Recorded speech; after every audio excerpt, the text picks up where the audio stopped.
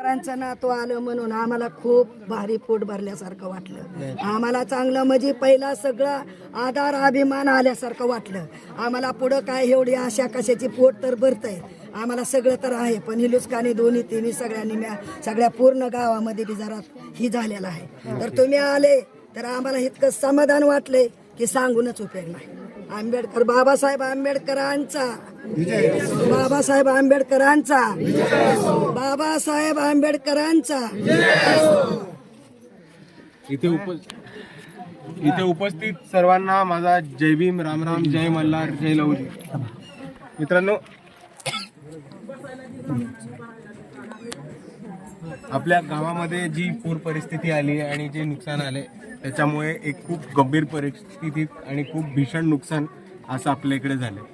आपल्या इकडे बऱ्याचशा लोकांच्या घरामध्ये पाणी शिरले, त्याच्यामुळे बिल्डिंग आणि ती इमारत खचत आलेली आहे, ती कधी कोसळू शकते. बऱ्याच लोकांच्या शेतीचं नुकसान झालंय, शेतामध्ये पाणी झालंय, पीक वाहून गेले, शेत जमीन पाण्याखाली गेली.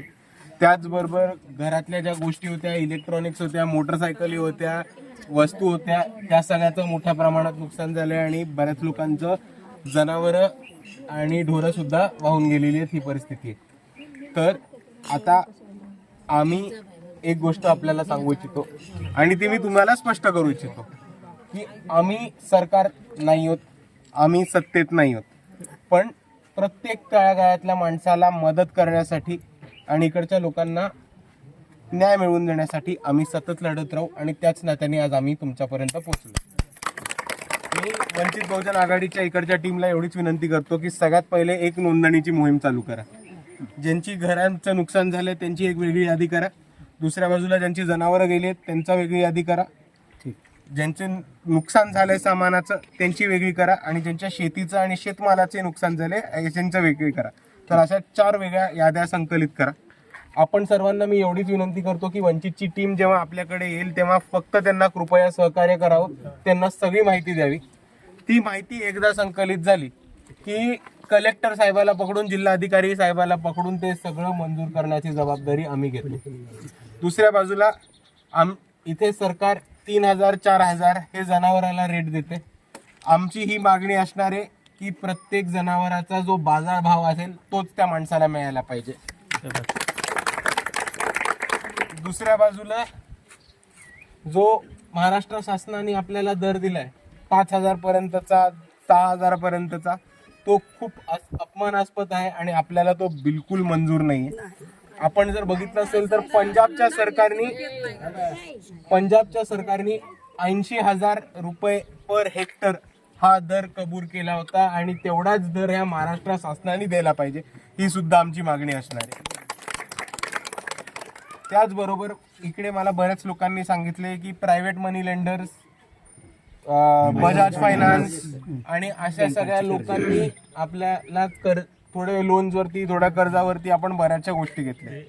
एका बाजूला आपण सर्वांनी समजून घेतलं पाहिजे की सरकारची एक शेतकऱ्यांच्या विम्यासाठी आणि लोनसाठी एक खाजगी नाही, सरकारी बँक आहे जी कोणी वापरत नाही आणि आपल्याला बजाज आणि अशा बजाज फायनान्स सारख्या प्रायव्हेट मनी लेंडर्स आणि सावकारांकडे पाठवते. आता या सावकारांना मी विनंती पण नाही करतो, डायरेक्ट आव्हान आहे की अशा पुराच्या परिस्थितीमध्ये तुमची वसुली सगळं वसरून माणुसकीच्या नात्याने उभं राहा आणि या सगळ्यांचे जितकी पण आहे ते सगळं आज माफी करून टाका.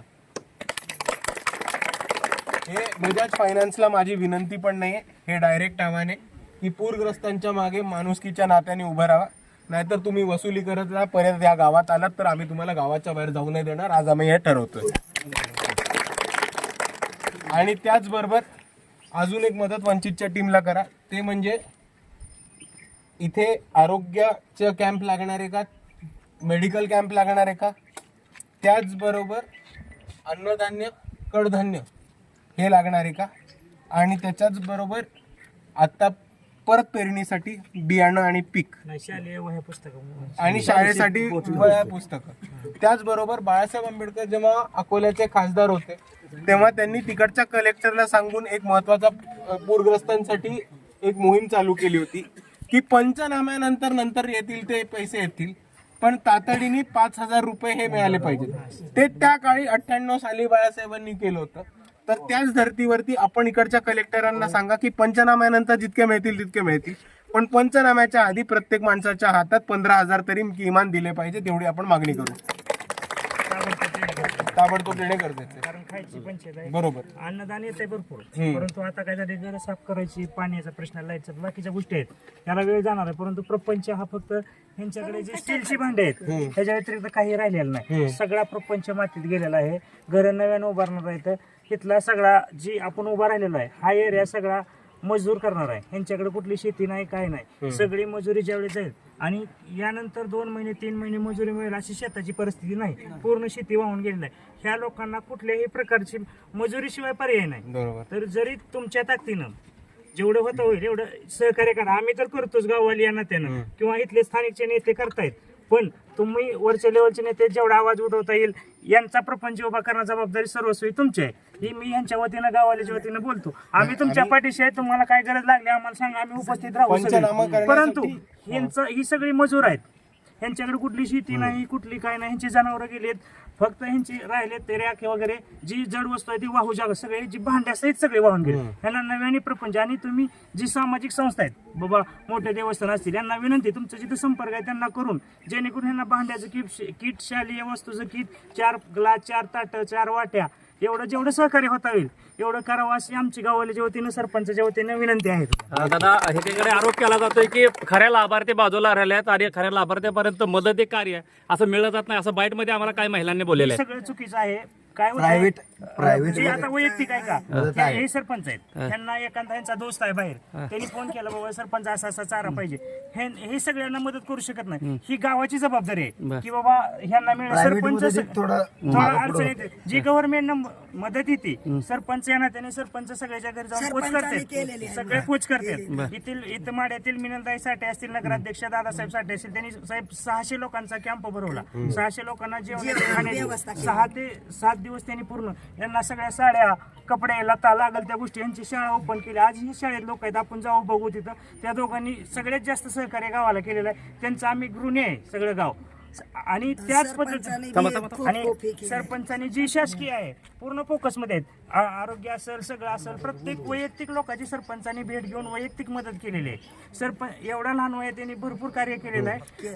परंतु तुम्ही वरच्या लेवलनं जी गोष्टी आहे त्या मोठ्या, म्हणजे बाबा आता फायनान्शियल असेल, ह्या सगळ्या माफ व्हाव्या ह्या गरिबांच्या आमची विनंती आहे. आणि यांना जेवढी सहाय्यता मिळेल, मोठ्या संस्था असतील, बाहेर असतील, इतर देशात असतील, राज्यात असतील, देश सगळ्यांकडून सहाय्य घेऊन यांचा प्रपंच उभा करावा जेणेकरून. कारण यांना कुठलीही वस्तू नाही, भांड्यापासून ते मुलांच्या कपड्यापर्यंत सगळं ह्यांचं पूर्ण पाण्यात वाहून गेलेलं आहे. बरोबर. त्याच्यासाठीच चालू आहे साहेब. आणि आमच्या